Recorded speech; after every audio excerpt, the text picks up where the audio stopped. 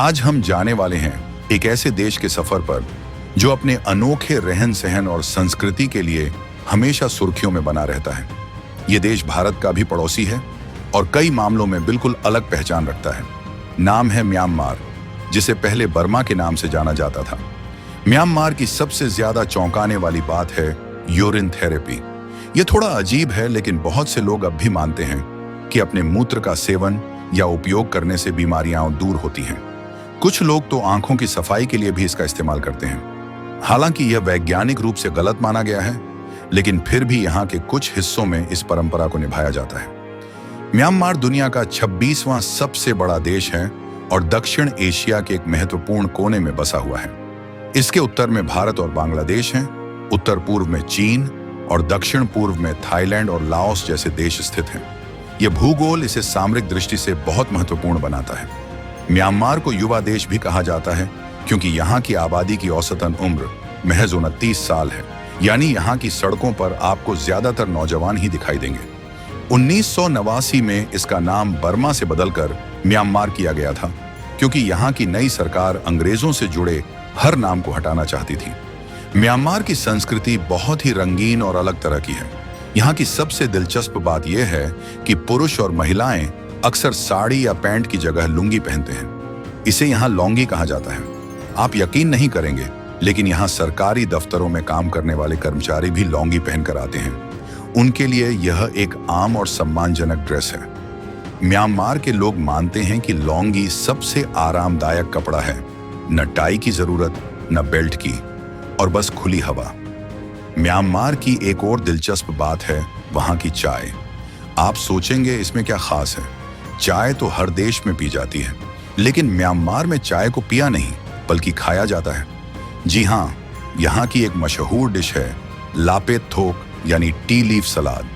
इसमें चाय की पत्तियों को फर्मेंट करके उसमें मूंगफली, तिल, मिर्च और लहसुन मिलाकर सलाद बनाया जाता है। यह न सिर्फ स्वादिष्ट होती है, बल्कि स्वास्थ्य के लिए भी काफी फायदेमंद मानी जाती है। अब जरा बात करते हैं यहाँ की सड़कों की। अगर आप म्यांमार में पहली बार गाड़ी चला रहे हैं तो जरा सावधान रहिएगा। यहाँ ड्राइविंग के नियम बाकी दुनिया से थोड़े अलग हैं।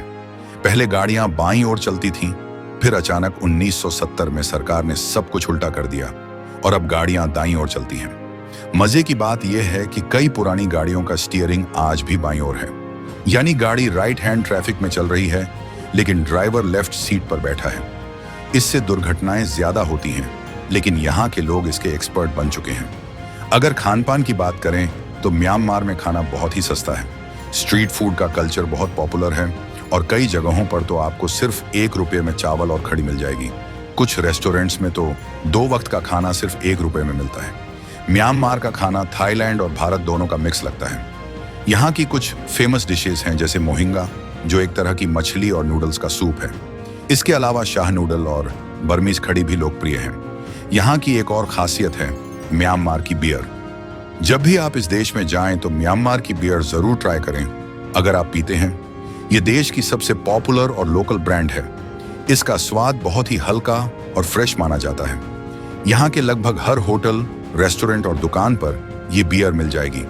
अब थोड़ी बात करते हैं म्यांमार की महिलाओं के सौंदर्य रहस्यों की।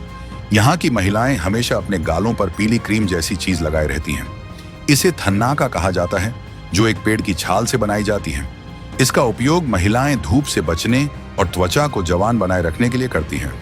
कई महिलाएं इसे बचपन से ही लगाना शुरू कर देती हैं और दिन भर चेहरे पर लगाकर रखती हैं। इससे उनकी त्वचा एकदम साफ और चमकदार बनी रहती है। म्यांमार में बच्चों को बहुत छोटी उम्र से ही सजने संवरने की आदत होती है। यहाँ की लड़कियां 8 साल की उम्र में ही चूड़ियां पहनना शुरू कर देती हैं और बड़ों की तरह तैयार होकर घूमती हैं। यह उनकी संस्कृति का हिस्सा है और एक तरह से पारिवारिक गर्व का प्रतीक भी है।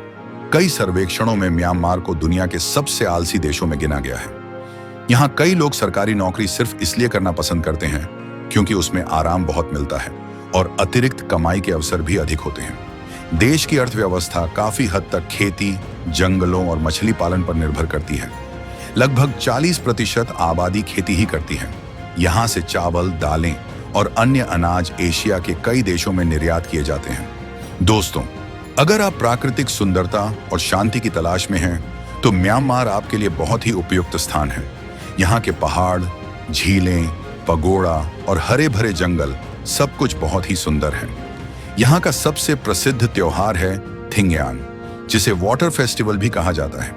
ये नए साल का उत्सव होता है जिसमें लोग एक दूसरे पर पानी डालते हैं, मस्ती करते हैं और सड़कें पूरी तरह से भीग जाती हैं।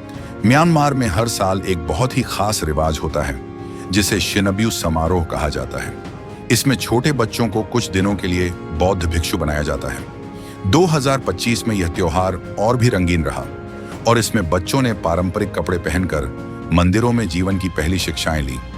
भले ही देश के कई हिस्सों में तनाव हो, लेकिन म्यांमार की प्राकृतिक सुंदरता और धार्मिक स्थलों की मांग फिर से बढ़ रही है। 2025 की शुरुआत में 3005 से भी अधिक विदेशी पर्यटक म्यांमार आए हैं। इसके पीछे का सबसे बड़ा कारण है वीजा में छूट और एशियन टूरिज्म का प्रमोशन। बौद्ध धर्म की बात करें तो म्यांमार में भगवान बुद्ध की विशाल प्रतिमाएं और मंदिर देखने को मिलते हैं। कई लोग यहाँ ध्यान, मेडिटेशन करने आते हैं। यहाँ की लगभग 30% महिलाएं शादी करना नहीं चाहती। उनका मानना है कि शादी एक बंधन है जो उन्हें उनके सपनों से दूर ले जाता है। इतना ही नहीं, कई पुरुष भी शादी को आवश्यक नहीं मानते। इस देश की मुद्रा है क्याट। 1000 क्याट की कीमत भारत में लगभग केवल 42 रुपए के बराबर है। यानी अगर आपके पास 1000 रुपए हैं तो म्यांमार में आप अच्छे खासे पैसे वाले बन सकते हैं। इसीलिए म्यांमार में भारतीय लोगों को खाना पीना और रहना काफी सस्ता पड़ता है। यहाँ के युवा अब धीरे धीरे तकनीक और ऑनलाइन शिक्षा की ओर बढ़ रहे हैं। हाल ही में कई मोबाइल इंटरनेट कंपनियां ग्रामीण इलाकों में 5G लाने की तैयारियां कर रही हैं। हालांकि सेंसरशिप अभी भी एक बड़ी चुनौती है। यह है म्यांमार की राजधानी नेपिडो। म्यांमार की राजधानी पहले यंगून हुआ करती थी, लेकिन 2005 में सरकार ने इसे बदलकर नेपिडो कर दिया। नेपिडो को एक नियोजित शहर के रूप में विकसित किया गया है, जिसका उद्देश्य प्रशासनिक कार्यों को बेहतर ढंग से संचालित करना और देश के मध्य भाग में एक नया केंद्र स्थापित करना है। यह शहर म्यांमार की प्राचीन संस्कृति और आधुनिकता का अनूठा संगम है। इसका नाम नेपिडो का अर्थ है शाही निवास, जो इसके ऐतिहासिक और सांस्कृतिक महत्व को दर्शाता है। शहर को सैन्य शासन के दौरान विकसित किया गया था, जिसके कारण इसे एक रहस्यमय और अनोखा शहर माना जाता है। यहाँ की हरियाली देखने लायक है, जो अपनी चौड़ी सड़कों, शांत वातावरण और आधुनिक बुनियादी ढांचों के लिए पहचानी जाती है। यहाँ के बगीचे, झीलें और सुनियोजित इमारतें इसे एक सुंदर और व्यवस्थित शहर बनाती हैं। शहर का डिजाइन इतना खुला और फैला हुआ है कि यह पर्यटकों को शांति और सुकून का अनुभव देता है। इसके अलावा यहाँ का मौसम भी सुखद रहता है, जो इसे घूमने के लिए और अधिक आकर्षक बनाता है। यहाँ का सबसे प्रसिद्ध पर्यटन स्थल है उपसंती पगोड़ा। ये एक शानदार बौद्ध मंदिर है जो यंगून के प्रसिद्ध श्वेदागोन पगोड़ा की प्रतिकृति है। इस पगोड़ा की सुनहरी चमक और भव्य संरचना हर किसी को अपनी ओर आकर्षित करती है। इसका शांत वातावरण और आध्यात्मिक महत्व इसे पर्यटकों और तीर्थयात्रियों के लिए विशेष बनाता है। पगोड़ा के भीतर बुद्ध की मूर्तियां और प्राचीन कलाकृतियां देखने को मिलती हैं।